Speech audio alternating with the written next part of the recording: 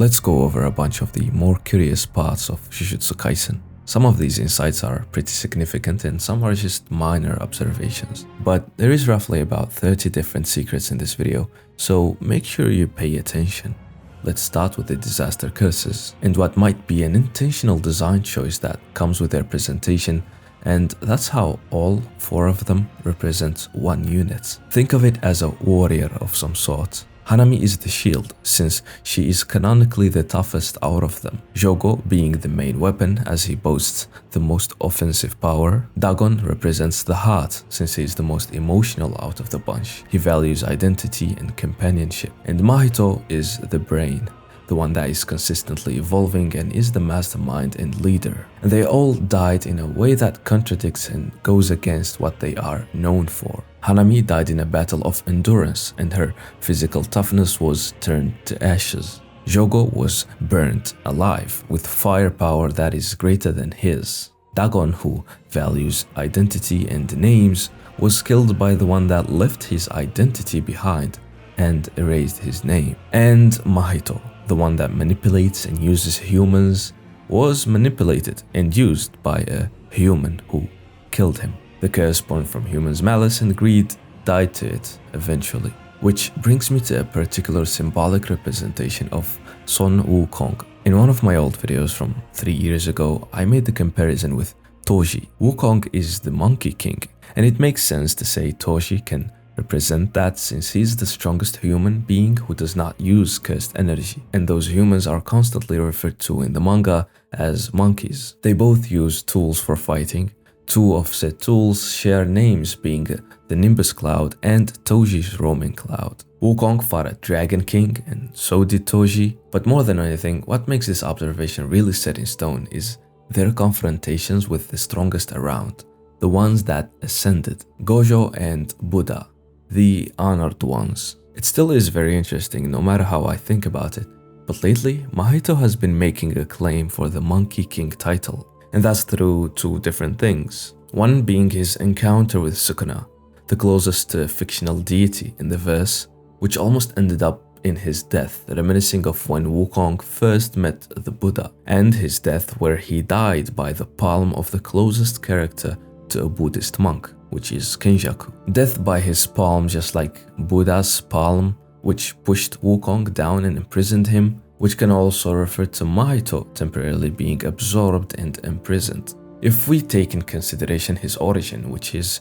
humanity, it wouldn't be an exaggeration to call him the king of monkeys, to see him as Wukong. What do you think? But enough of Mahito, and let's talk about Jogo for a second. Symbolism through body language and expressions is strongly present in Jujutsu Kaisen, and in Jogo's case that would be pride and elevation. See, Jogo is all about his pride. He is proud of his strength, his existence as a curse, and his so-called purity that humans don't have. In fact, he is so proud he went ahead and challenged Gojo out of all people. Pride can easily lead to arrogance and overestimating oneself, and Jogo's journey was all about learning that, but not to the level he abandons his pride completely. And we see that through Gojo and Sukuna. Gojo literally floats and is always shown above other people. Sukuna's shrine throne has him looking down on people all the time.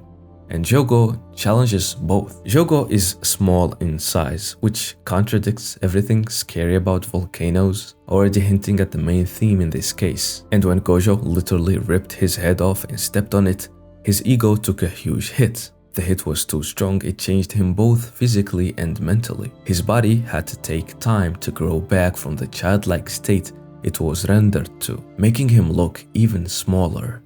And he now sticks to plans. When he met Sukuna, he was in a higher position than him, and when he was ordered to kneel, unlike Hanako and Mimiko who fully submitted, Jogo understood he is lower than Sukuna, but at the same time didn't fully go to the ground. Sukuna acknowledges this and tells him the greatest men bow the lowest. After Jogo impressed Sukuna with his strength, he told him to stand proud, that he is strong. Jogo felt positive emotions, which he condemned hypocritical and impure all this time. He didn't have to go to the ground fully because he's still pretty high up, and that's what he learned at the end.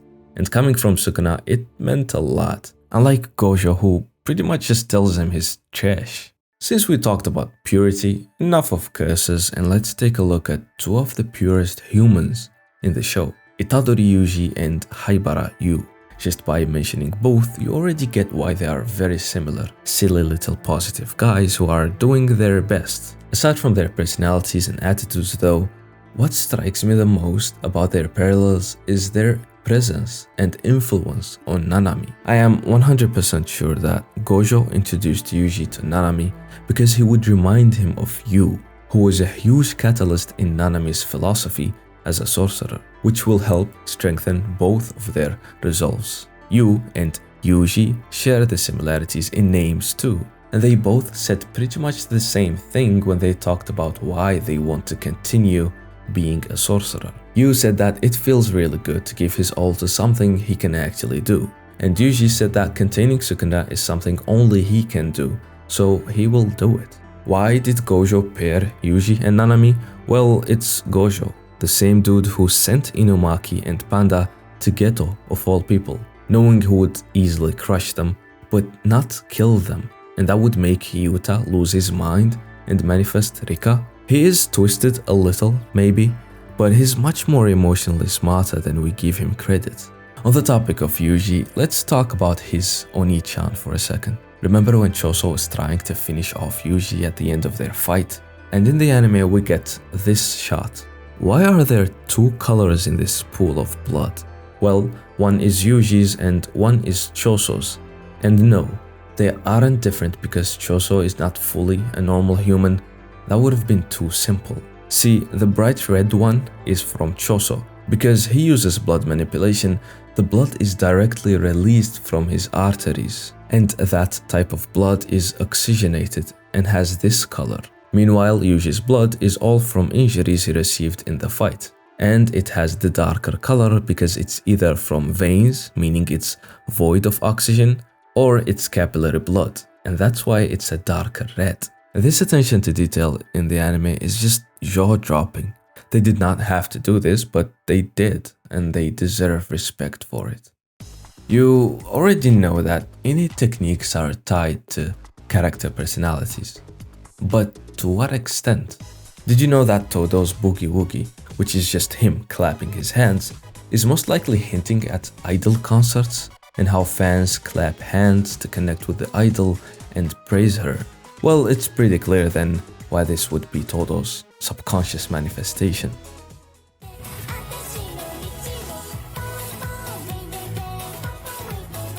Blood manipulation, wielded by Choso, who only lives for his family and blood bonds. And Norito Shikamo, whose character is all about his bloodline and lineage. The infinity represents Gojo's isolation and loneliness. His technique and strength make it hard for enemies to reach him, but it also does the same for his friends too.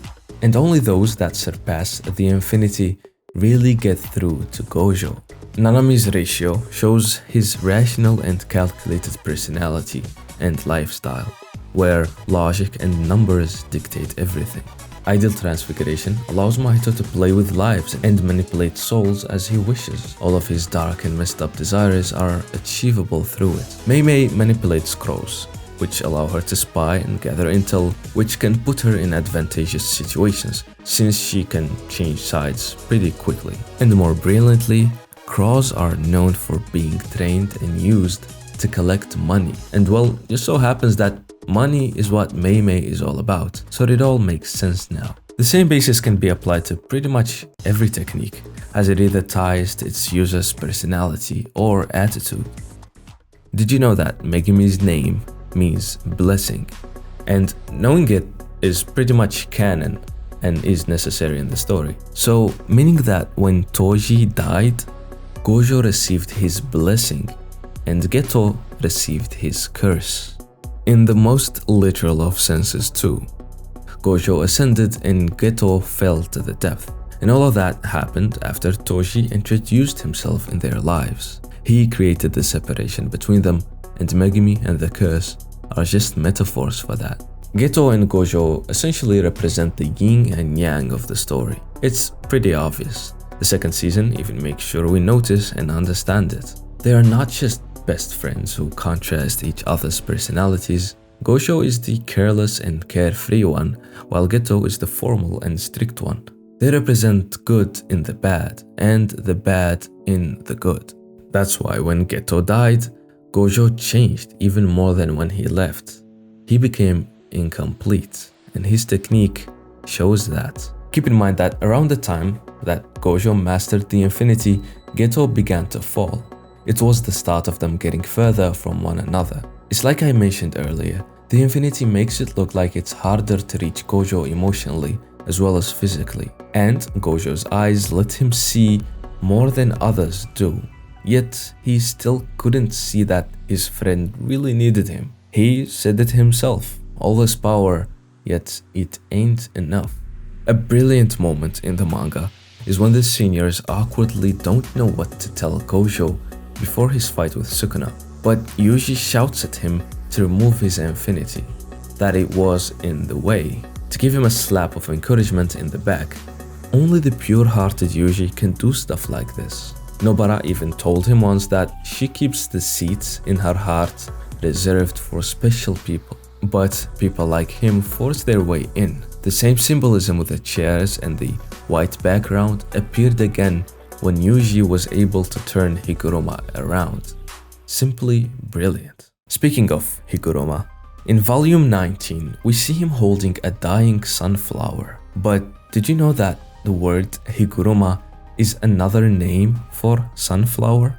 And in Japan, sunflowers are used as one of the symbols for the badges that lawyers wear, which is simply insane. We even see Higuruma with one of those badges when he first appears in the manga. So we can make the assumption that the dying sunflower represents the failing justice system in Japan. Higuruma is still holding onto it. Let's analyze some other volume covers. In volume 21, Kashimo's hair buns are conducting electricity, the same way the probes of a taser gun do, which I find very funny. We saw it in the manga when he was first introduced too. In volume 14, we see Sukuna reaching out to grab 4 fingers exactly. Around this time, he was at 15 fingers, so those 4 are the ones that he gathered and got him to 19 total. In volume 22, we see Maki and Mai doing the pinky promise, representing Mai's last wish for Maki to destroy the Zenin clan. It was a promise. Speaking of Zenin, Naoya appears in volume 17. We can see movie roles behind him, and those relate to his technique, frames and stuff. He also appears to be squeezing something over his head, which is letting out blood, except it's not really blood. What he is squeezing is probably a pomegranate, and the red liquid is its juice. The pomegranate is considered a symbol of fertility, prosperity, and abundance, which can mean a lot, showing how it's being crushed by the hands of someone that's supposed to be the head of the clan, and also hates women. It also symbolizes death and resurrection, and Naoya did both of those things. We can even make the connection with his domain, Time Selmoon Palace, which is oddly a uterus of some sort. All of this fertility and prosperity symbolism from an extreme misogynist like Naoya. Gege really is a troll. There is a crow behind Meimei in volume 12. She is also biting on a bill. Choso is holding the hands of Eso and Kishizu, and we can see the other 6 in the background. The last of those brothers is Yuji, who appeared on volume 1. Also, is that foreshadowing to his hand in the future? If you enjoyed this video, then subscribe so you don't miss part 2, where we will go over even more obscure and hidden secrets, such as Sukuna's inspirations from Undertale and Tekken, and so much more. I got notes while making this one, and a lot of things picked from my old videos, which you can also still check out if you want to. Patreon is linked down below if you want to support the cause in exchange for some extra value, like access to my novel, extra videos, recommendations, and other things. Gaming channel and Discord server are also linked down below, and see you in the next one.